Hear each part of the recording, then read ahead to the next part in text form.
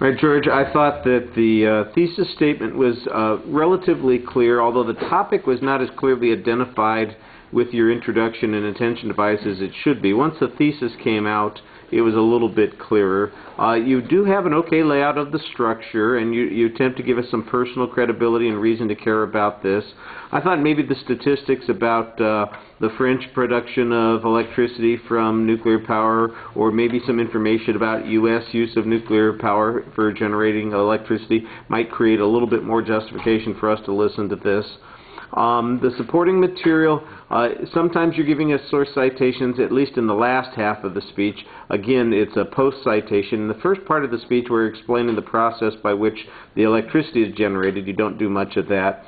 That's what that whole diagram is there for, the first part of the speech, and it's there quite a while. You do have an overlay that you're trying to use on it, but I didn't think the overlay was very clear and easy to see. If I'd known you were going to be drawing on a transparency, I've got different pens that would have worked better than that one for that, and I'd have been happy to lend you those pens because it would have made it a lot clearer for us to follow along. It doesn't come alive very well. I think you need to get into a few more details and maybe some illustrations. When you got to the Chernobyl part, I thought it actually kicked in a little bit with some energy level when you're talking about the problems, and you've got some data about the event that went on that I thought were I thought that was interesting, and I was just glad to see a different visual at that point because that diagram was up there the whole time, and it just seemed like you went over it 2 or 3 times, and so it seemed a little redundant.